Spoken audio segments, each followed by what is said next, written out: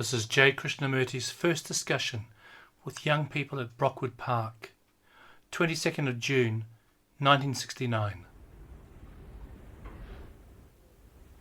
May I talk for a little while? And then if you think it is worthwhile, we can discuss what we have talked about. Will that suit you? That is, we'll discuss, not casually, but seriously.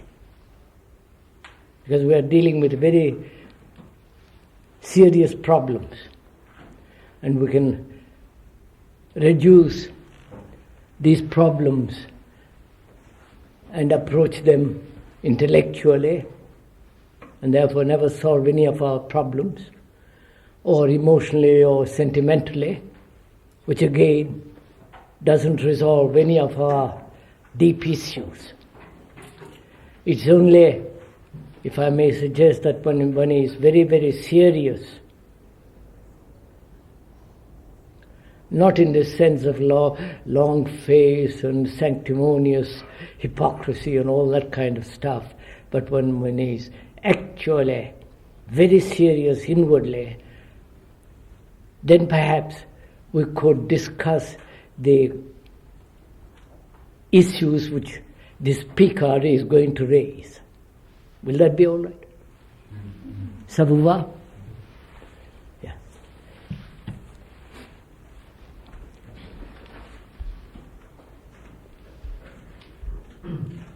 First of all,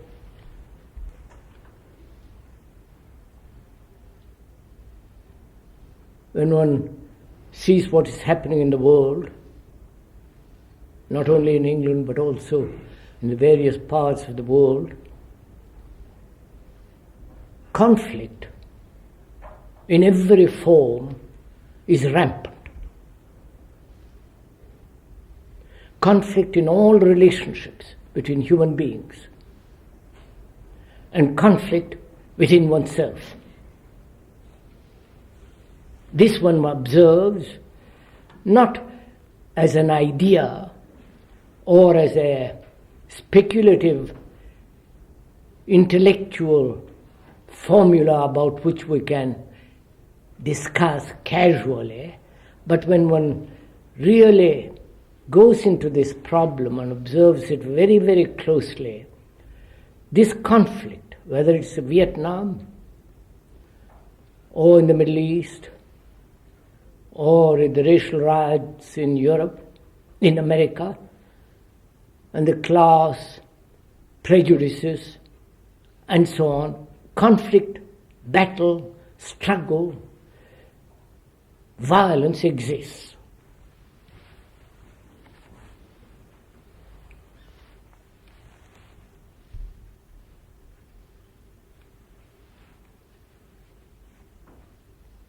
As a human being living in this world, what can I do? What can you do?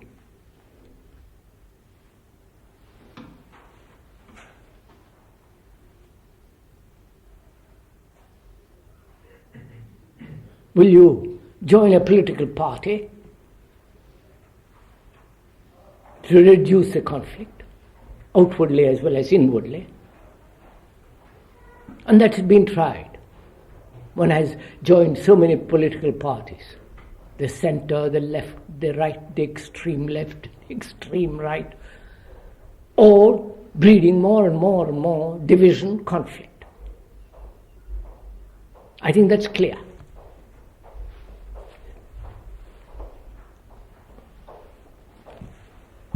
I'm sorry, I've got hay fever. I'm not crying for my grandmother.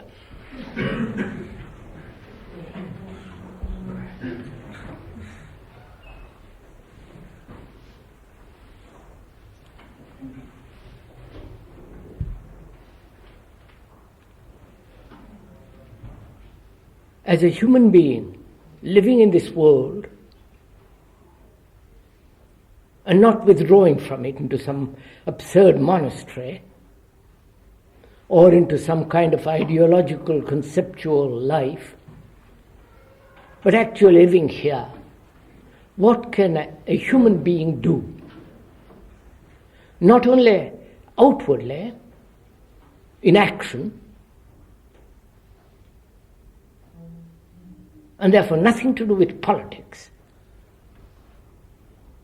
Because politics is divisive, divides people into parties and all the rest of it, which we don't have to go into nationalities, into sovereign governments with their special armies and all that business, which we don't have to go into. If you don't join any political party or belong to any particular religious group, which again separates people and therefore brings about conflict, we can't all become Hindus. Even among the Hindus, they're always battled with each other. We can't all become Catholic. Again, there would be differences in Catholic point of view, and therefore there would be struggle and so on and so on.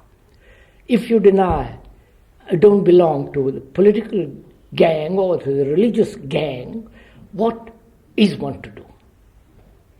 Or to communism, or to any other form of isms? What can I and you as a human being living in this world totally eliminate conflict so that we can live at peace?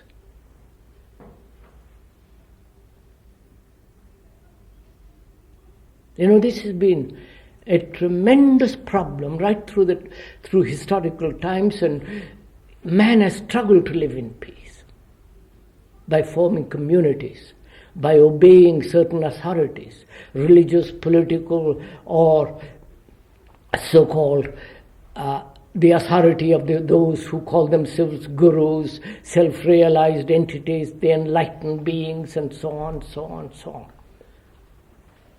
Man wants to live at peace, but apparently that is not possible.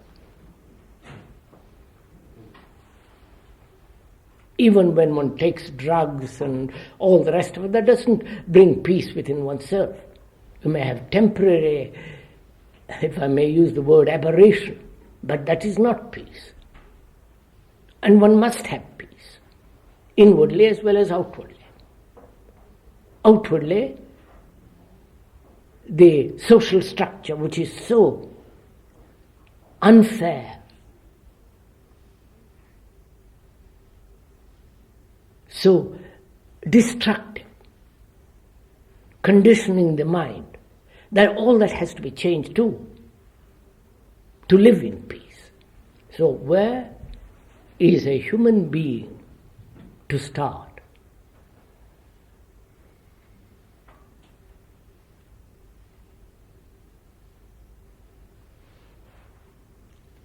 As a human being, there is conflict within, in all his relationships, with his wife, with his neighbor, with his government, with his society, with his community, and so on. Within, and because there is this conflict within, there is also that conflict projected in his action as competition, greed, position, power, prestige, and so on.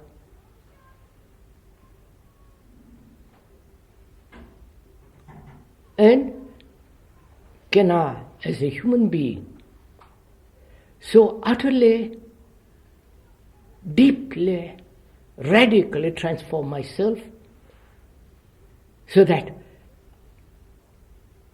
there is no conflict in me, therefore I may be able to bring about a different social structure, a different order, so that we can all live at peace. And is that possible for me as a human being as well as you as a human being to transform ourselves? Not in time, but today. That is really the issue. We can reduce all the complex problems of social relationship between man and man all his struggles to express himself, this deep demand for self-fulfillment, to be somebody, to become somebody, to be famous, to be this and to be that. In all that there is this constant battle within oneself. So if we could resolve this question of contradiction, conflict, struggle within oneself, then perhaps one could live not only in all relationships with peace, but also perhaps we would be able to create a different kind of social order. That's what I, as a speaker, sitting unfortunately on a platform, I don't know why, but there it is. That's what's the problem I would like to deeply come to grips with it. Not play around with a lot of words and a lot of ideas, speculative theories, formulas, all round it, but never come to the central issue. Would you like to discuss that?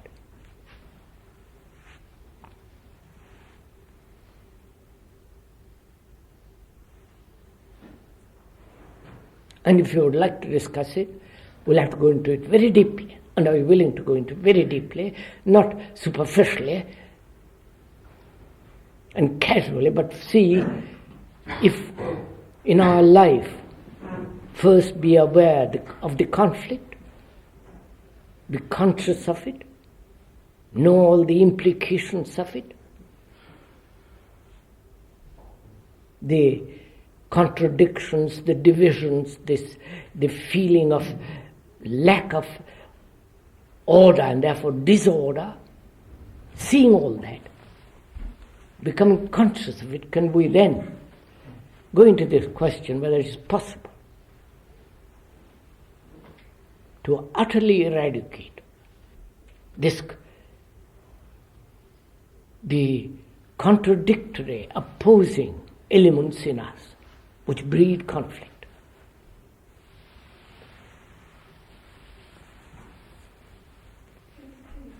It seems that the root of the troubles you all have and of everything seems to be this very elusive thing that we call me.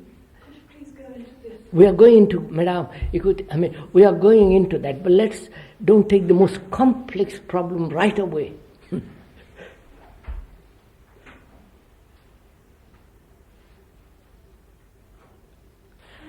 Here I am aware, I am conscious, whatever word one may use, that there is conflict in me or in you as a human being.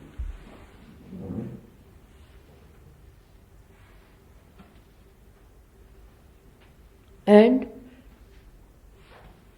that conflict must have some form of release, and it becomes either neurotic, emotional, intellectual, or the escape from it through some form of religious, speculative ideals and all the rest of it, or political action, extreme, left or right. Am I, or you, completely aware of that you are in conflict? Not what brings about that conflict. We'll go into that. What are the causes, if there are any causes? And will the causes of the discovery of conflict, that discovery of the cause, will the conflict end? And so on. We'll go into that presently. But is each one of us aware of this? Up and down, this contradiction, this constant, vacillating, uncertain, disorder, confusion. To be loved, not to be loved, to feel, the great cauldron, the mess in which we live.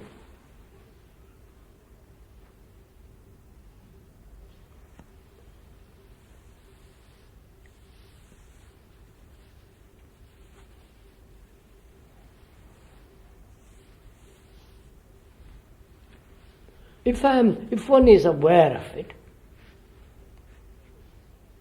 then we can find out what are the causes of it. And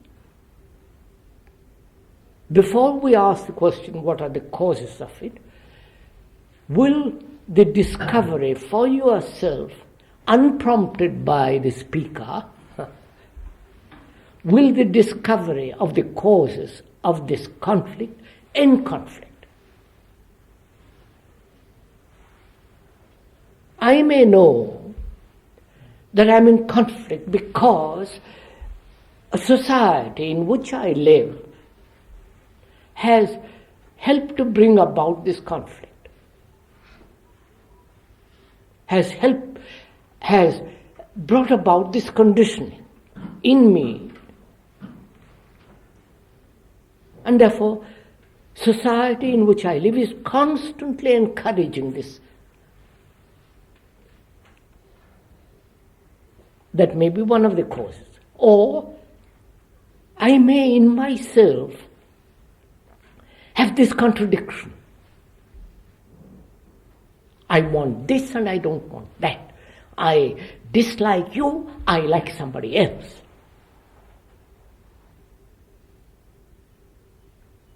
I see you living in a big, rich, happy house and I am nobody. Live in a little room and I boil with jealousy, anxiety, fear.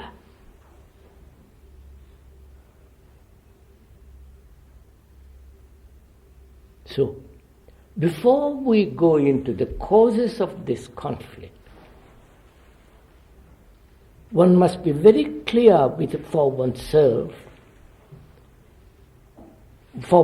not because the speaker says so, for oneself, whether the discovery of the cause of conflict will eradicate conflict.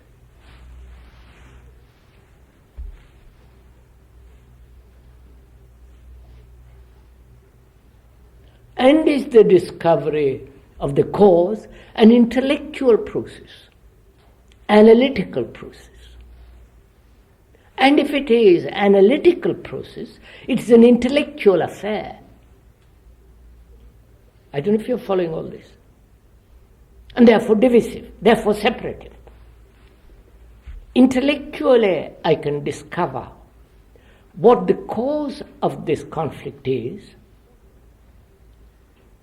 but that discovery is made by analysis, right? Therefore, there are two entities here. The thing that is being examined to find out what the cause is, and the entity as the intellect that says, this is the cause. I don't know if you're following. Therefore, there is the division between the discovery of the cause and the intellect that says, I have discovered it. Then what am I to do? So then again there is conflict in that, right? I don't know if you're following all this. I don't know if I'm making myself clear.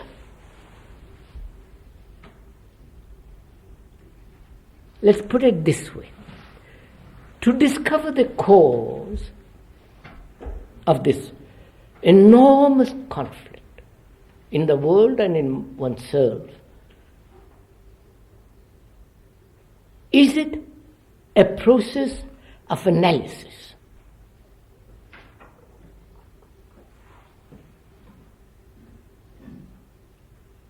The analysis put out by the communist, the analysis put out by the capitalist, or by the philosopher, the theoretician,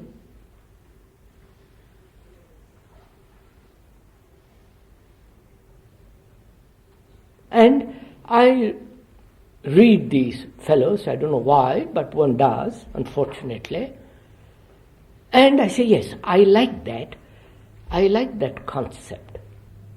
I like what that author says, the causes of this conflict are, and I accept it. And having accepted it, there is a division between the fact of conflict and how to deal with the conflict.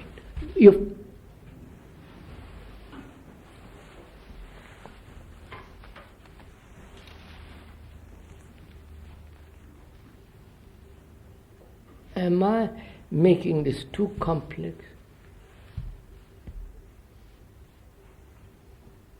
So let's look at it.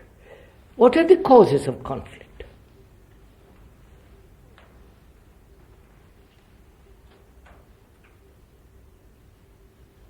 Do you know? Not few little causes, but the total cause of conflict. I don't know if right?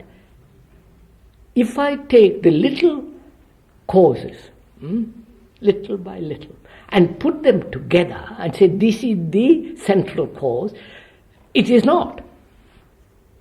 I don't know, right? By putting little parts together, it doesn't make the whole. Right?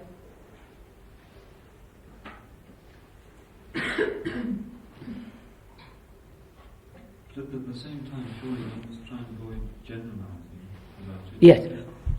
But I must see first that the parts don't make the whole. Right?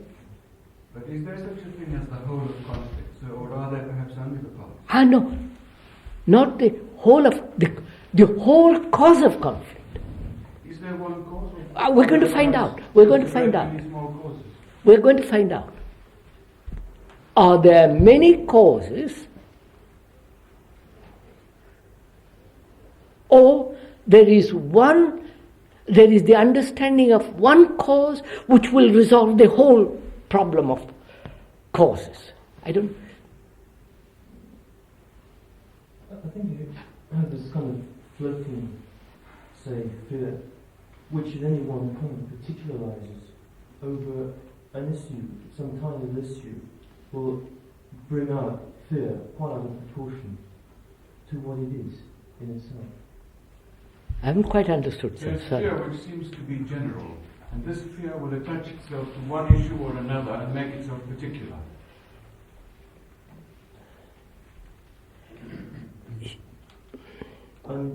Now, you see, sir, if we go into this question of fear, is that the cause of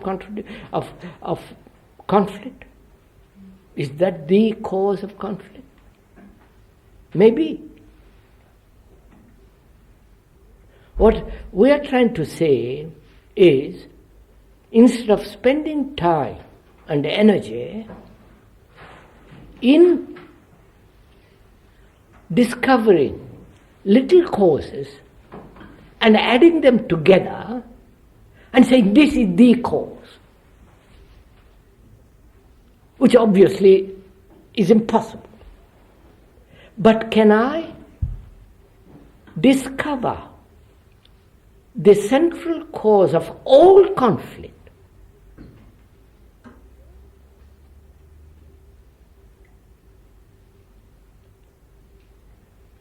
Might it not be possible to discover the central cause of all conflict by taking one particular conflict and analysing it carefully? Could I suggest a point that is troubling you personally?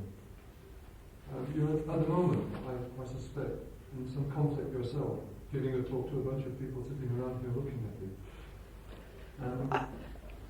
You are talking about me? I'm a conflict, people sitting around me looking at me. No, let's disabuse you of that. I am shy by nature. I don't like publicity. I don't like to sit on platforms.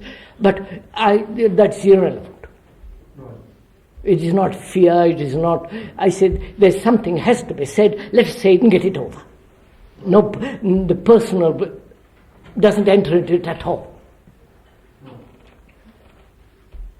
Therefore, there is no conflict. For you, there is no conflict. Surely. But if you make an image of me, and you have an image of yourself, then the two images will be in conflict, obviously.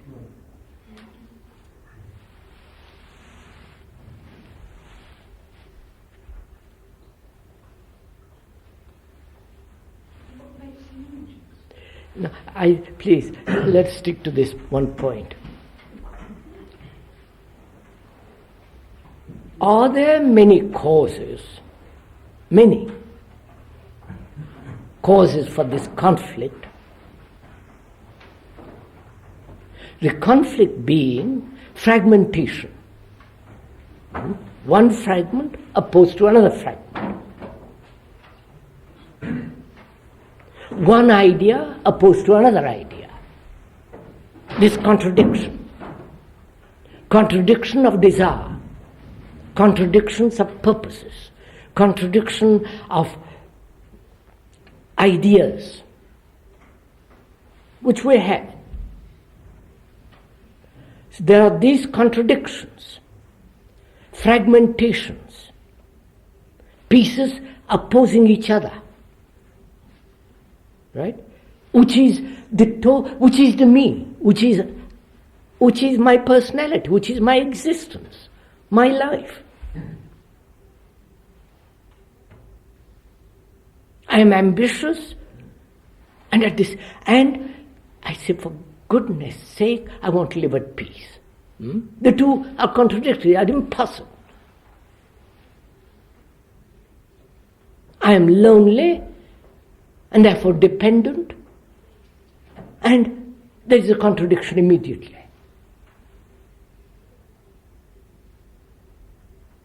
I am attached, and I see the pain of attachment, and I want to detach myself. And then there is conflict. So, the me, my existence is this fragmentation. That's my life.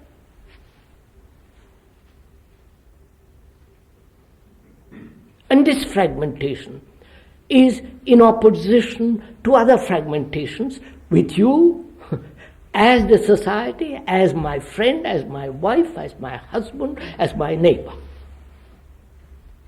who are also fragmented.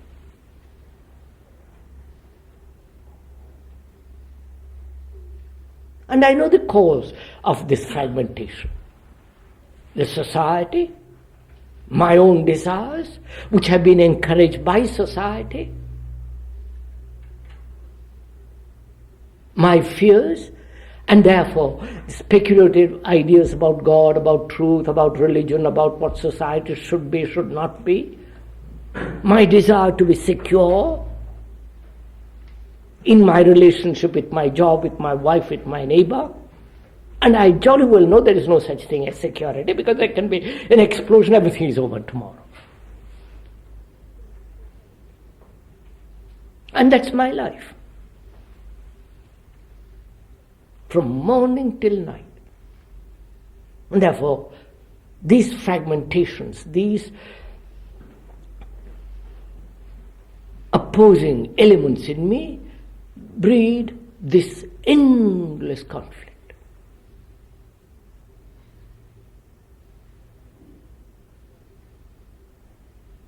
The war in Vietnam is wrong, but there is a righteous war.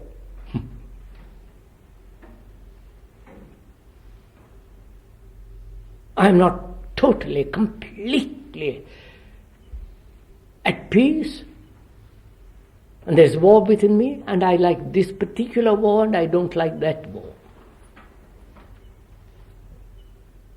And so on and on and on and on.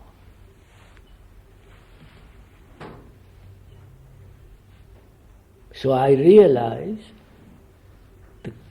the immense cause of this conflict is fragmentation within.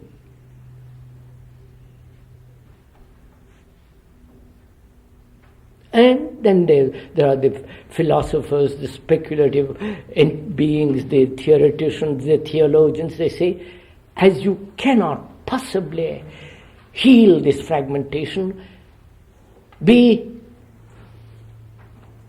at the mercy of God. Meditate. Do this and don't do that. Back again, the same fragmentation.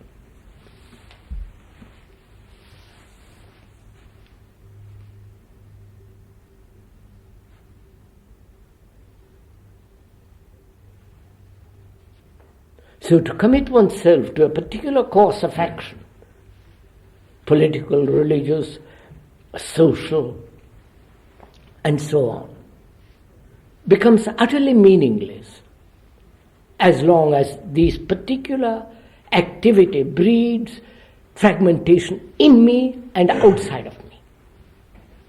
Therefore, I will not join anything. I will not belong to any group, including the Brockwood group. If there is such group, I hope there won't be.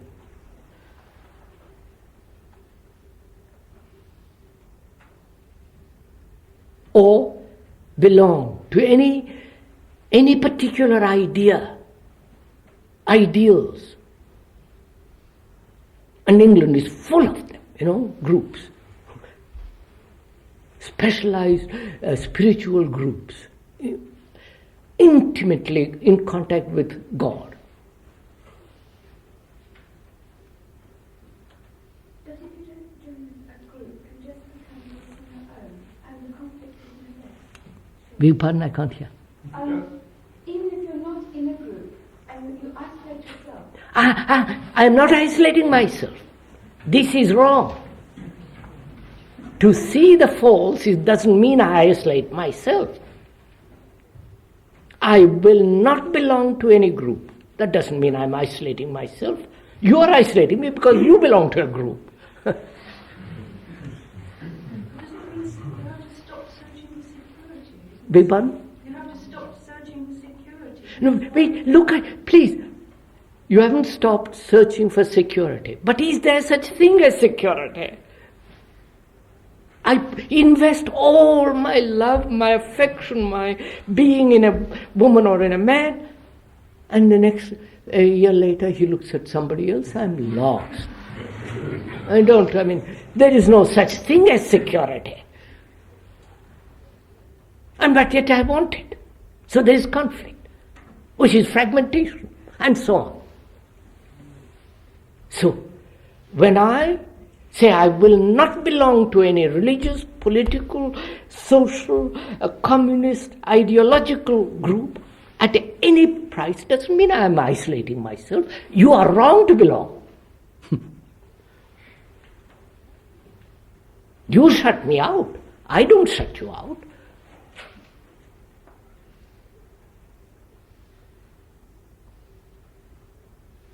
So, what has happened?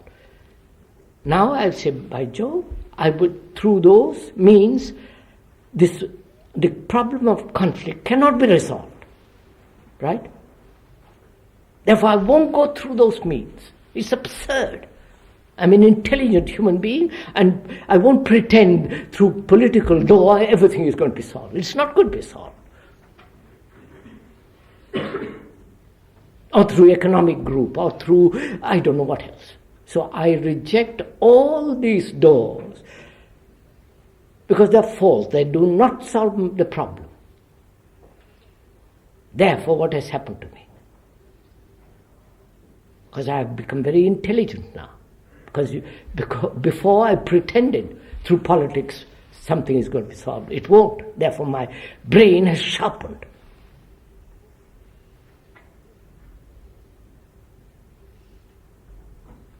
The Catholic, the Protestant, whatever the religion is, that too is is nonsense. Or the latest guru is also nonsense. So I reject all that. And I can only reject when I see the meaning of it, the implications of it. Which doesn't mean I become isolated. On the contrary.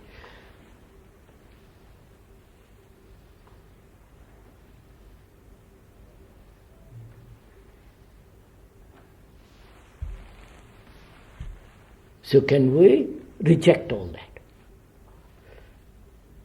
Can you reject or say, I never belong to any group, to any system, to any ideology, to any speculative formulas about God, about society, what my relationship should be with my wife, this and that. And you can only reject it when you understand it, when you have looked into it.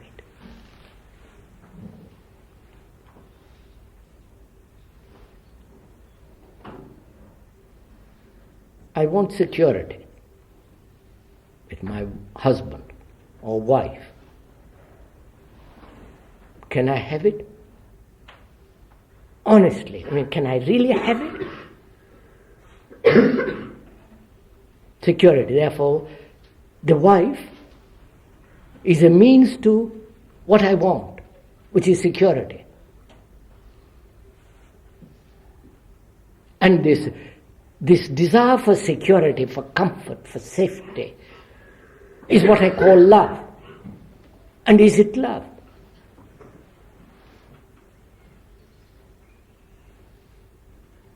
And I pretend to myself it is love. And when the poor woman looks at somebody else, I'm lost. I'm angry, I'm vicious. Jealousy. And that's part of love, I say. That's also love.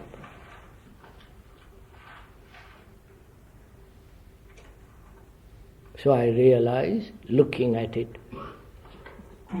there is no security in relationship, full stop.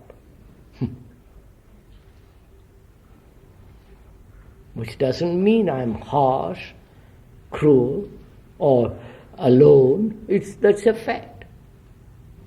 I might like it. I might revel in it, wallow in this thing which doesn't exist, but which again breeds conflict. So, can I see all the avenues and the doors that have been offered for the solution of this conflict within and without, and realize that these solutions, these doors are utterly meaningless, and therefore out, finished.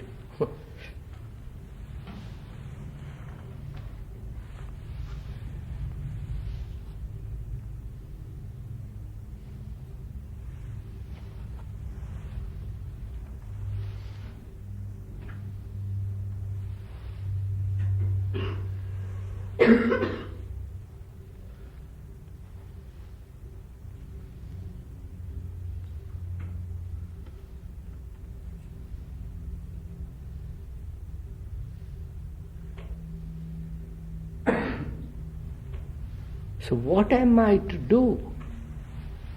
I've rejected all the helping hands.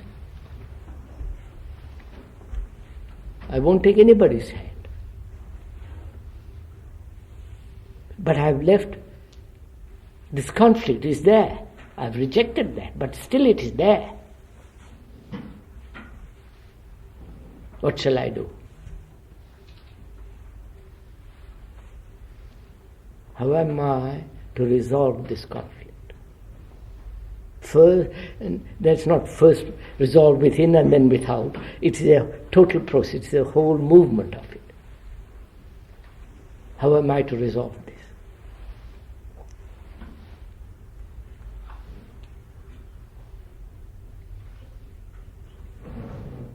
And do I want to resolve it? Because after all, a mind has to be occupied apparently with something. Either with the kitchen, or with the husband, or with the children, or with the society, or with some idea and so on. It has to be occupied. At least it feels it has got to be occupied. So, being occupied with conflict is another form of entertainment for oneself.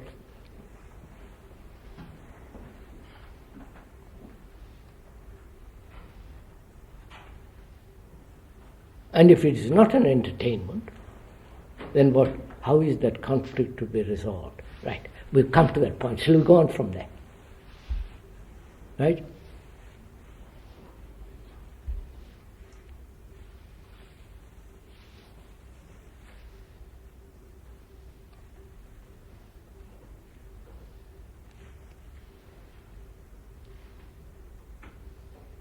Now, sir, what will you do facing with this problem? It's in your lap, in your hands. Nobody to help you. No church, no God, no theory, no politician, no guru, nobody. It's there, it's yours.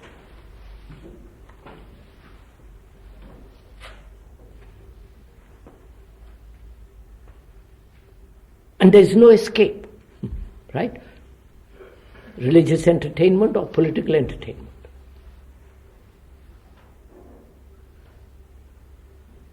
So how will you deal with this?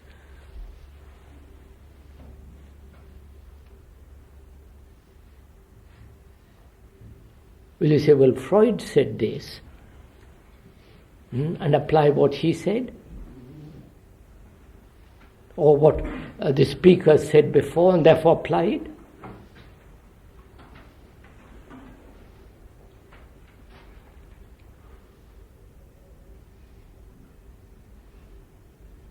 Well, sir, this becomes really quite very important to find out how, for oneself, not relying on any theory or any person or any idea, say, well, here it is, I've got it.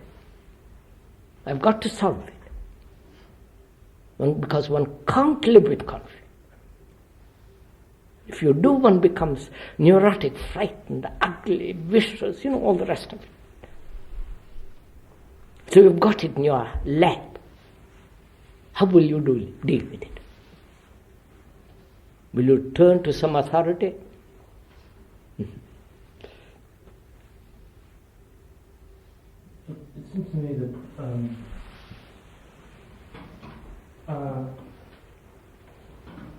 that you have a certain feeling inside. I may be talking about entertainment, I don't know, with this problem.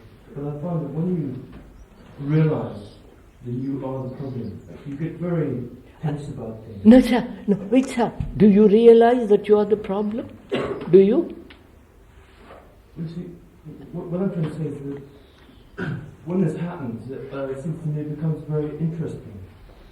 That you're going along and you keep tying yourself up in a knot, but when you, through this kind of feeling of getting in a knot and realizing that you can be relaxed and kind of, well, you just stop at a certain point. May I take my coat off? The whole thing takes on a different dimension, because in a sense, this is life. It may not be true or anything, but you're there. Sir, may I put this question? There it is. You have got in your hand for the first time. Suppose you are looking at it for the first time. You must look at it as though it was for the first time. This conflict. What are you going to do? Well, it doesn't seem to me that in terms of... I don't want words. I don't want your explanation. I don't want your... What are you going to do with this thing? Well, what I do is... Now, you see, you are facing the problem. Not that you have faced a problem and the memory of it, how you resolved it, but you are now facing it as though for the first time. without any authority, without any, not having read a book or listened to anybody. There it is. You are on a journey by yourself, and you've got to find the way out of it. Do we ever get to that? Beg pardon? Do we ever get to that point? Well, It seems to be why don't you get to that point? too uncomfortable. Huh? It's too uncomfortable. Well, then be uncomfortable. You know what? Then don't please discuss. Then go away and play golf or whatever you do. You see, well, it's too uncomfortable, and yet you want to solve it. You can't have both.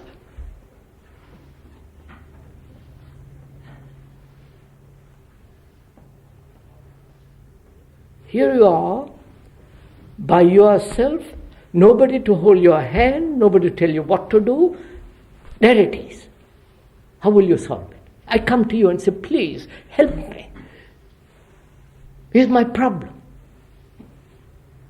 Don't tell me what the Buddha, Christ, or X, Y, Z say. I'm not interested. I want you to tell me what to do. I think you have to just look at it squarely and see that it's there. And Look at it, please, madam. Madam, look at it now, squarely, and see what happens. Tell me. What happens is that it's there and you're here and you're at peace. It's not a part of you. Why? Why isn't it a part of you? It is there, and you're looking at it, away from it. But the looker is there.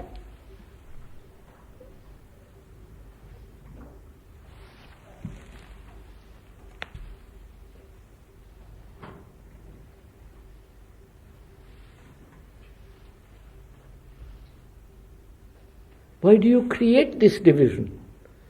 The looker and the thing looked upon.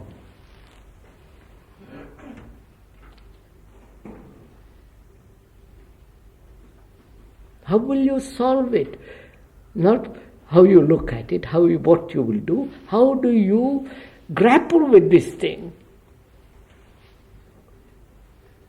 When you know, when you are hungry, what to do. You know very well, when you have got sexual appetite, what to do.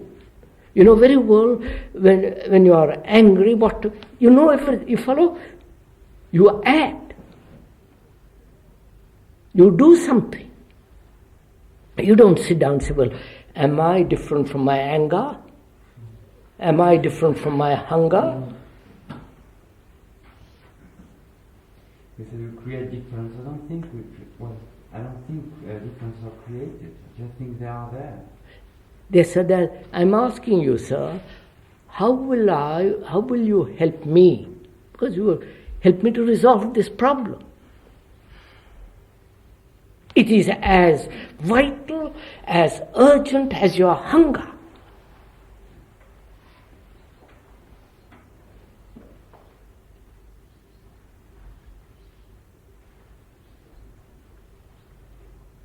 Well, the desire to solve it is going to prevent you from solving it. Beg pardon? I think the desire to solve it is going to get in your way. All right, remove the desire.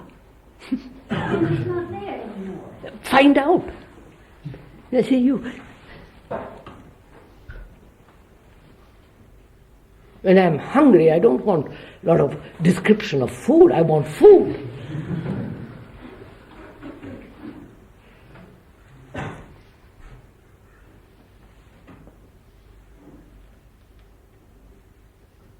I mean, we are lucky enough to have something to eat, but there are people who, even being hungry... Beg pardon, sir? We are lucky enough to have something to eat. There are people who are hungry and have nothing to eat, so there is even there, in this... Yes, but don't bring any people who have nothing to eat, make a social problem of it. Being But vital, there are even things which can't be solved in the present... so you say this conflict cannot be solved. Oh no, I don't say it. Then what? Then you'll go on for the rest of your life carrying this conflict? I hope not. Well,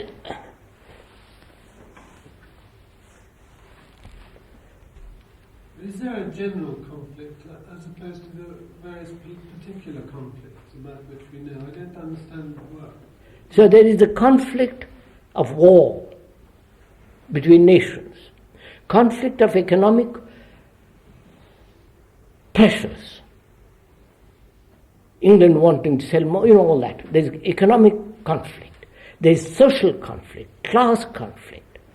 The conflict between the big man and the little man. The big man who's got good brains, executive brains, and all the rest of it, and the little man who's frightened, sick.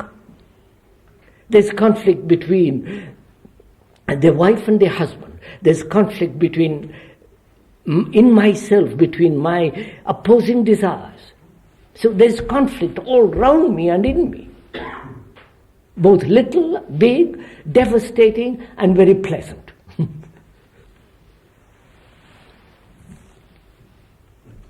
And I've lived that way all my life. And I say, that's enough. I want to find a way out of it.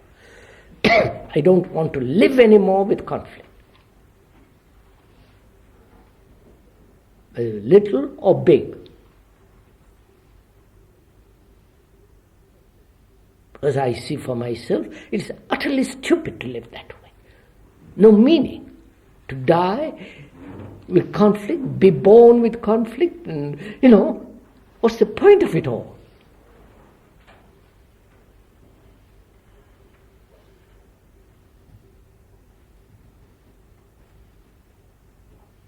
Take a degree, become this and that, and, live in perpetual misery, conscious or unconscious.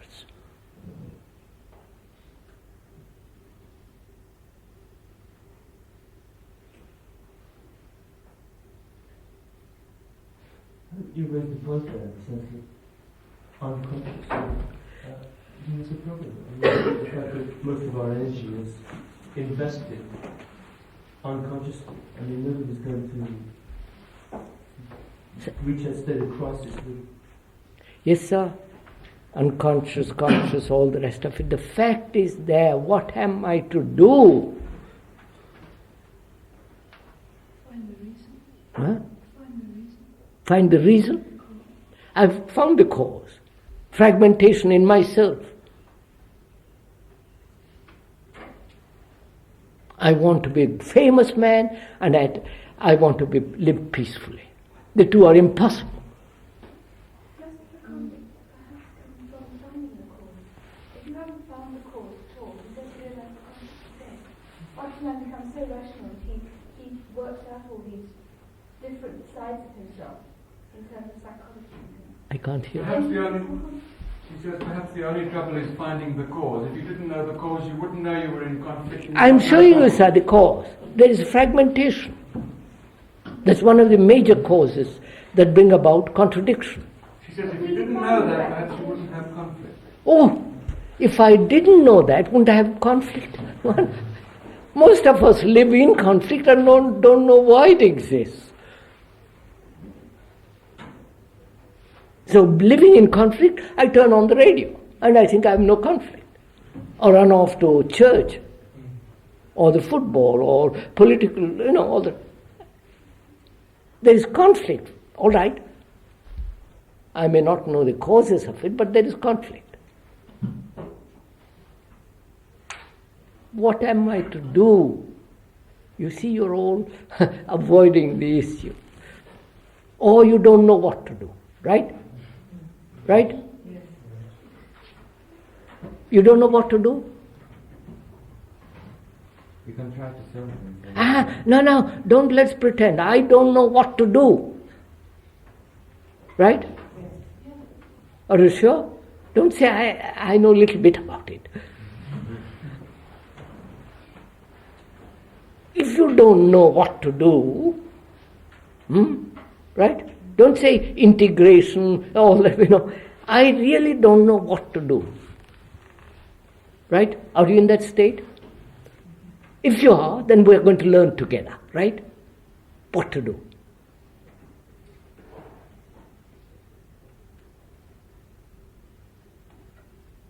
We're going to learn together what to do. It's not I am teaching you or you are teaching me, but together we're going to learn.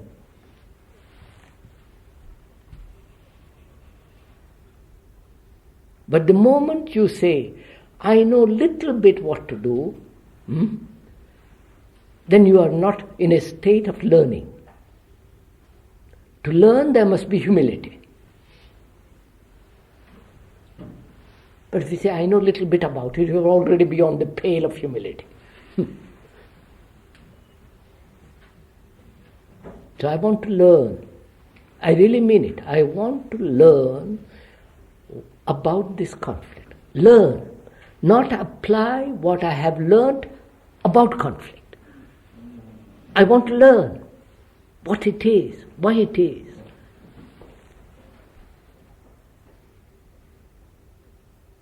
Therefore, my mind is not clouded by concepts, by formulas, by theories.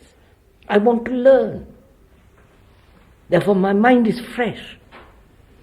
Right? And young, because I want to learn about this thing.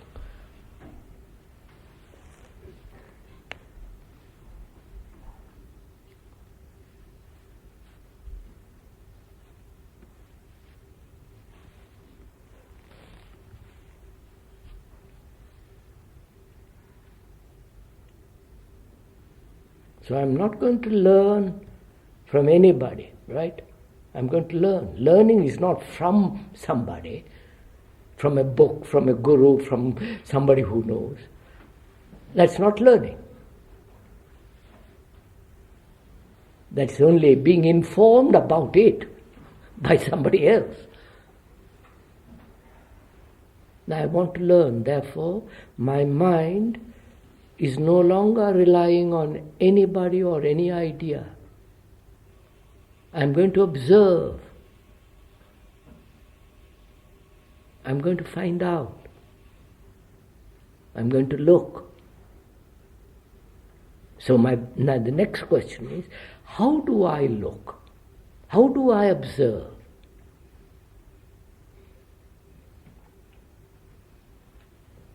That matters immensely. If I'm half blind, or can't see very clearly but mistily, vaguely, I can't learn. Right? To learn, I must look very clearly. Look at the page very, very clearly, minutely, so that there is no distortion. No interpretation, just to look at what is. Therefore, I must be very clear that my eyes and my mind have no prejudice, no twists. Because if I observe, and if there is a twist in my mind, I cannot see it as it is, but at travers, what is it? Through. Crookedly. De travers. No, de trop. Pardon.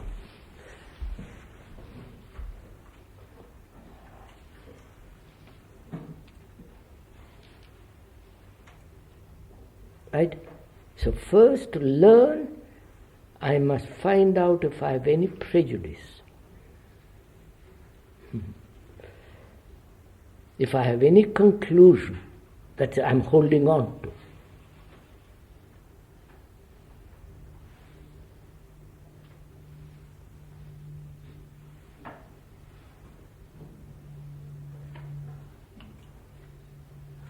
And if I have, I'm going to learn about that.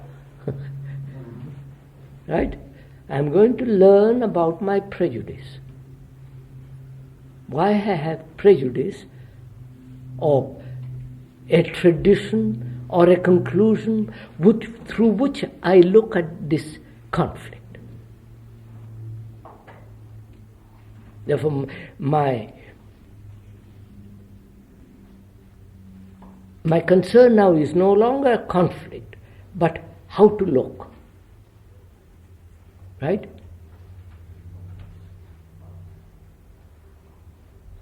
How to look at the conflict in myself. Not the conflict, but what my eyes and my mind are, and to look, they must be very clear.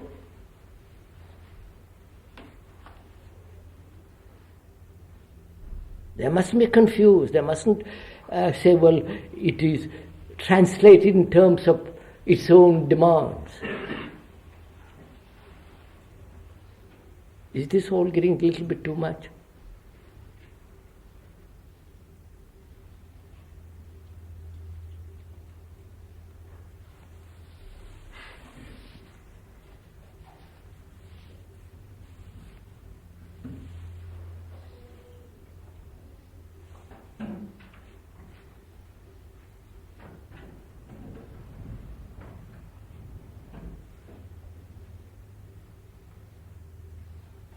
So my concern now is, do I see anything, not only conflict, anything, with clear, unruffled eyes that are not disturbed but can see, look, without any distortion? Then only I can learn. Like a child, I can then learn because I've got a fresh mind. Is the conflict itself preventing me from seeing? Conflict itself is preventing me from seeing, right? You're saying that. And we said to look is more important than conflict. Right? To look, to learn, is much more important than the conflict itself. If I know how to learn, then I can apply that state of mind to find out and learn about conflict. Right? If I can't look at a tree clearly, without the image or the tradition or the botanical knowledge about that tree, then I'm not looking at that tree. Then I'm not intimately in contact with that tree.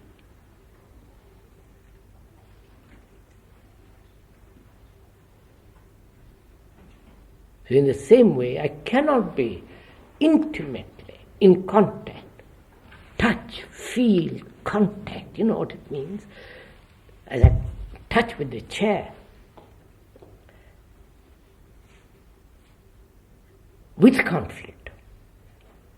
If I come to it with any form of desire, wishing to change it, any form of distortion in my mind, I cannot possibly be in intimate contact with conflict. Therefore, the importance is now changed to seeing. Therefore, I've lost interest in conflict for the time being, right? The conflict is no longer confusing me. I say, all right, I'll come to you a little later.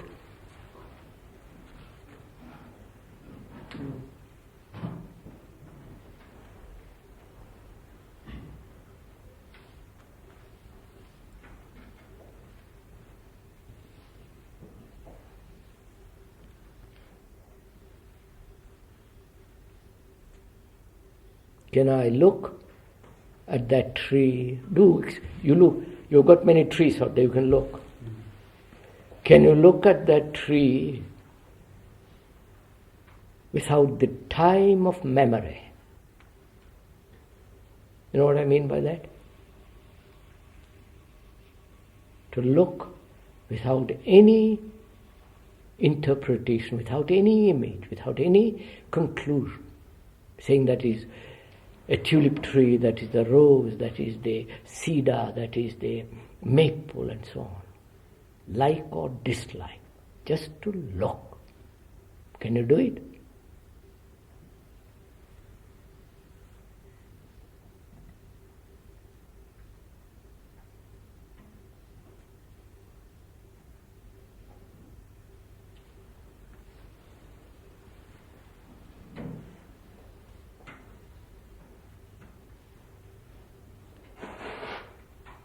If you can't do it, it means the image is preventing you from looking at it.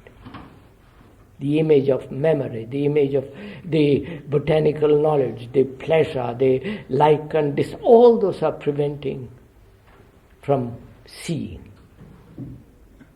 Therefore, you become the observer, separate from that thing called tree.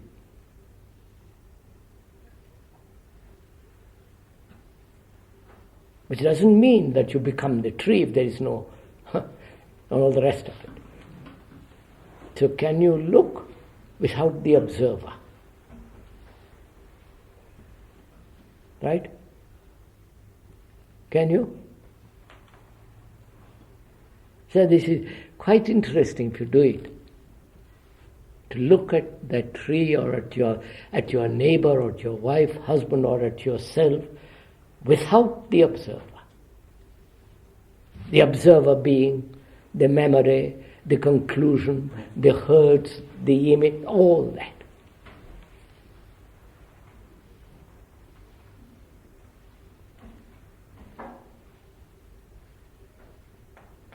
Surely, then only you are in contact.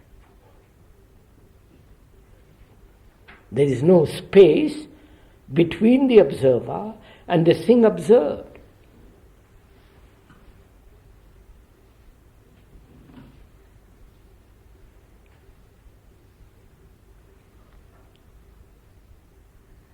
So can I look at this conflict without any distortion? Saying, I want to get rid of it, I want to live peacefully, I wish I hadn't it, what are the causes of it? You follow? Just to look.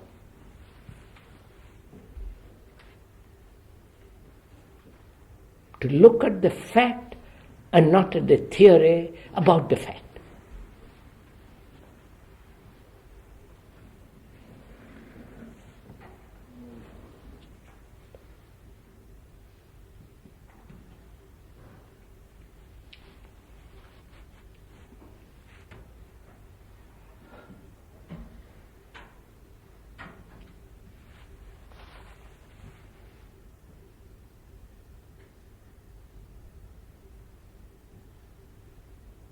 And in fact, I'm learning. Now I'm learning to look. That is, I have looked before with the images of the past, with the eyes of the past. Past, fear, conclusion, hopes, despairs, all the rest of it. And I see the despairs, hopes, conclusions, fear and so on really prevent me from seeing. Not only seeing with the eyes, but also with the mind. So I've learned, not come to a conclusion, I'm learning, which is I cannot see if there is any form of distortion, and the distortion is the past as memory, as a conclusion, as like and dislike and all the rest of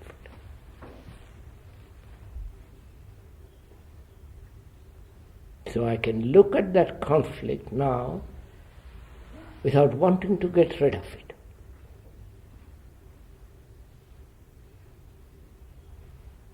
Wanting to change it. Because I dislike conflict, therefore I want to change it. And therefore there is already a distortion. Therefore I am not learning.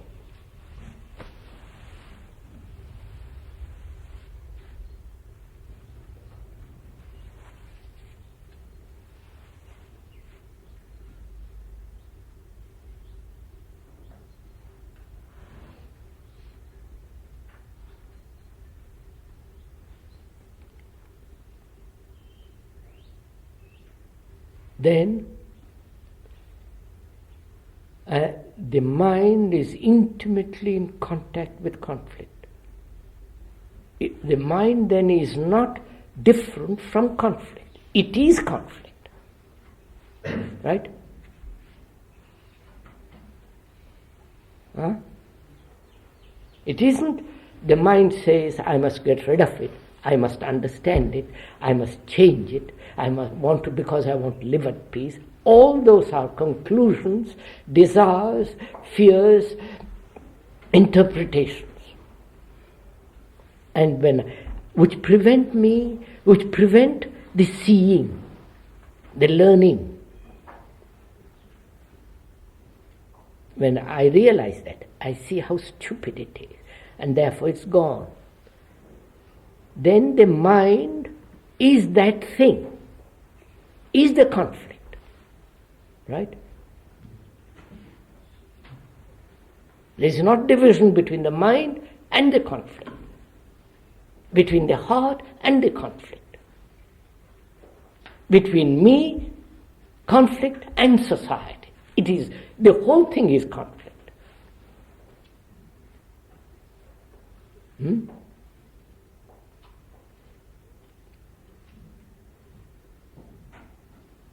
Then there is no resistance to conflict, which doesn't mean you accept conflict.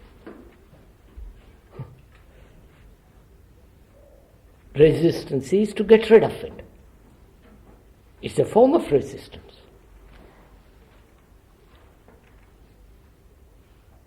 And it's a form of resistance to say, well, I must live it, I don't know what to do.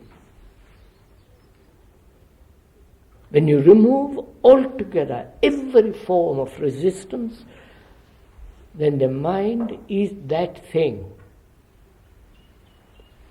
It's a fact, it's not a theory.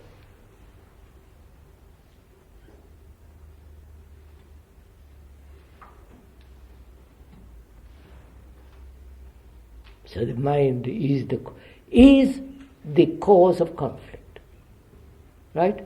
Mind is conflict.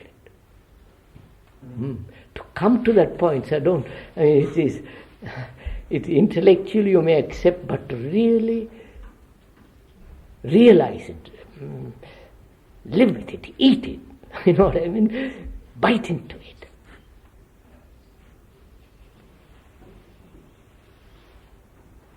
The mind, not only the mind of my mind, the mind of the world, the inherited mind, the racial mind, the collective mind.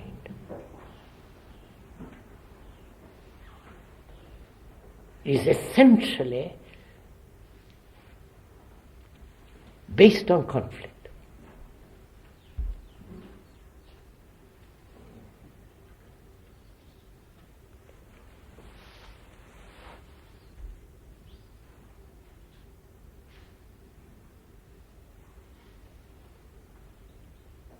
And when the mind realizes that it cannot do anything about itself, which is conflict, the mind becomes quiet.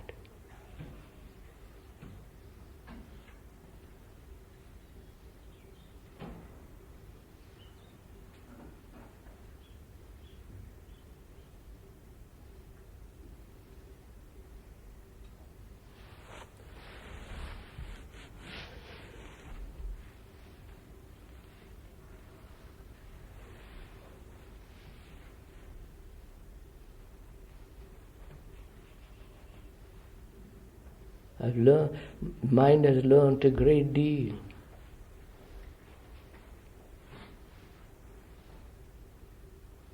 Nothing is going to be solved through time,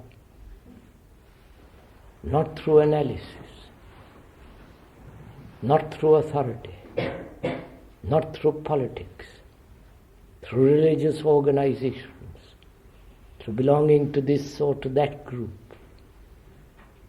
It has learned a great deal, therefore it has become astonishingly intelligent, and it's intelligence alone that can learn.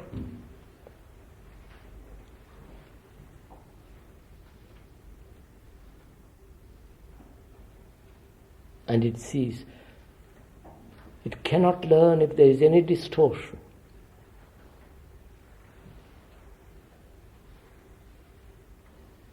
And so it sees that, therefore it's not distorted. Because there is tremendous interest to learn about conflict, and therefore no distortion takes place when there is deep interest to find out.